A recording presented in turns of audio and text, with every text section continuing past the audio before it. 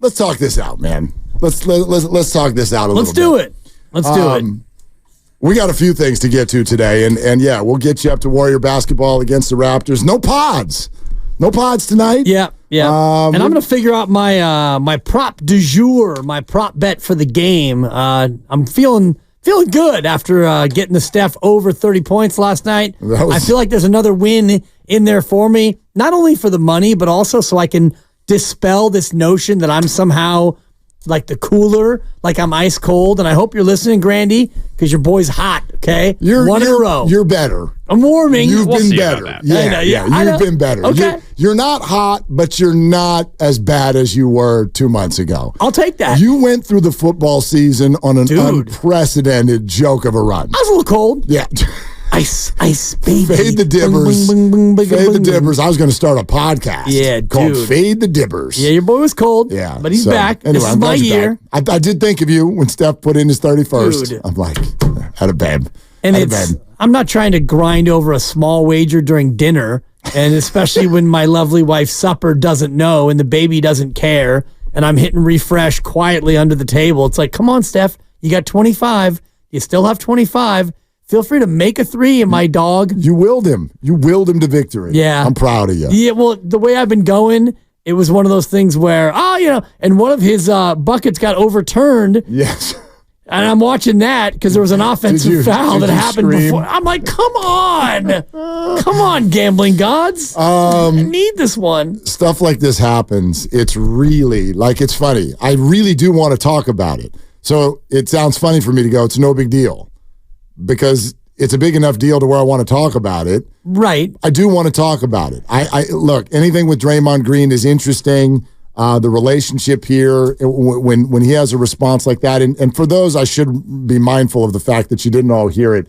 Is it on our board yet? If you guys got it, let me know when you're ready. Give me a sec. Yeah, so we should let everybody hear, because it was quite frankly, it was out of nowhere, but it was also quick.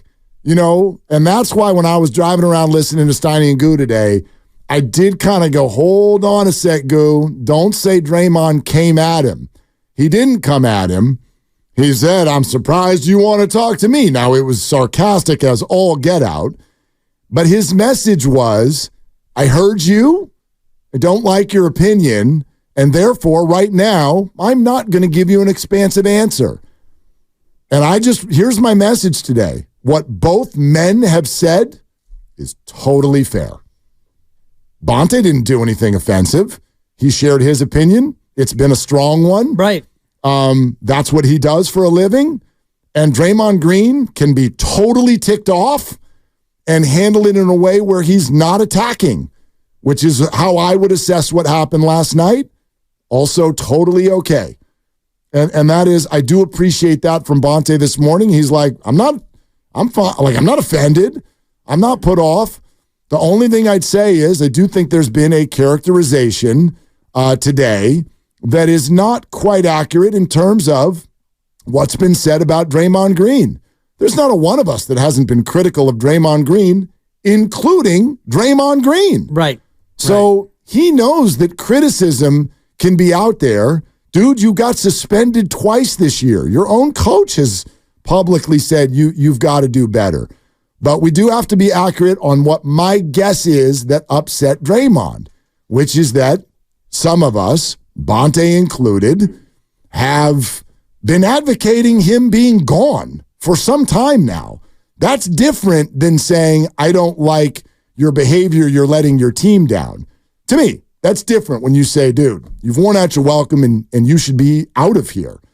So, other than that, there's not a whole lot to see here. Right. It's different, but it is well within our right. And I would even argue that it's kind of our job to have an opinion as to, what Draymond is doing and how it affects the team. And I was among those people who thought that the team would be better off trading him. And you look at his contract and he's here for 3.5 more years. And we all were lamenting that when he was suspended. And you and I have talked about the fact that he's one more on-court transgression away from maybe being suspended for longer, and maybe his career becomes in jeopardy. All those things are still true. Bonta is in a unique spot where he has more access to these players, and Draymond plays well, so he becomes the player of the game in the post game.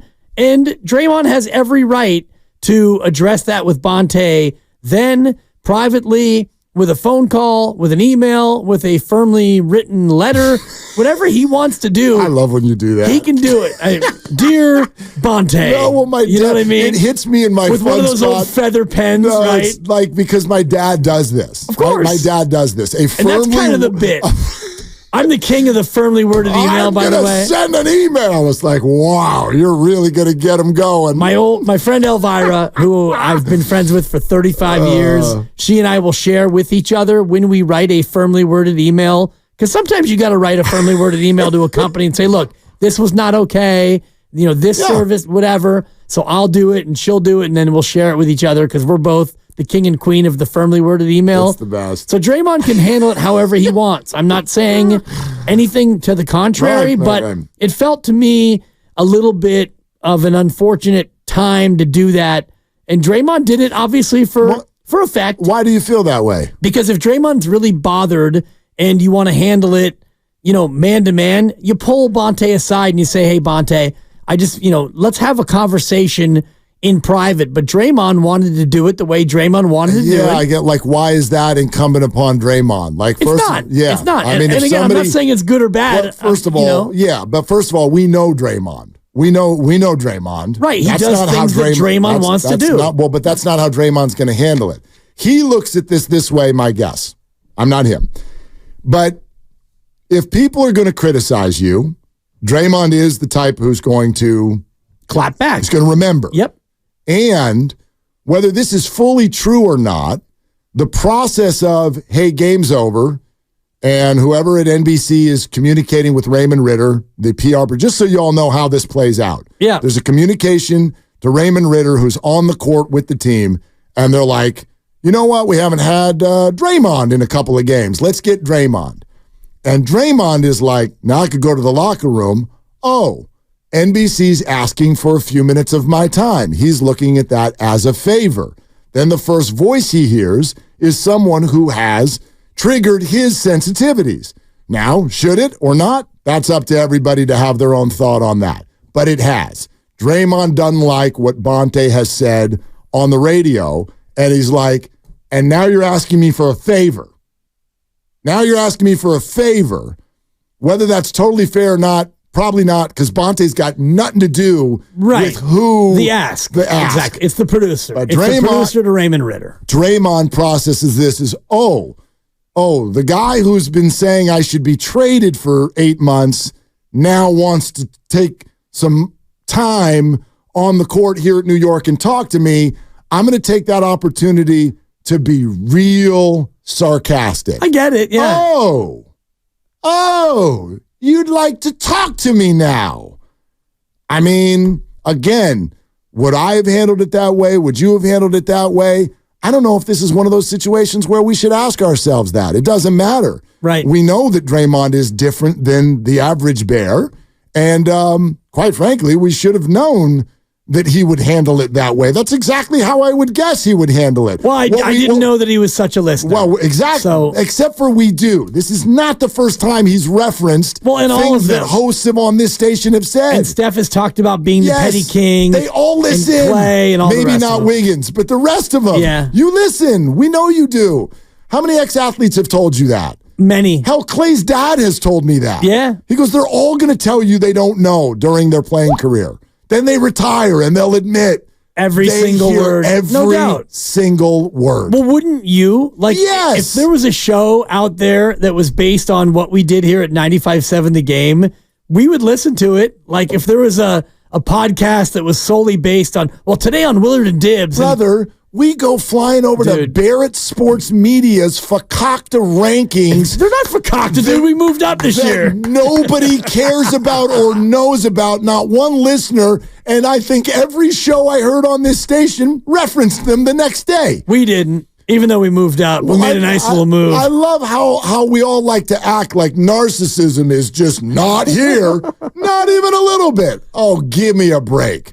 All of us. Every human being on the planet.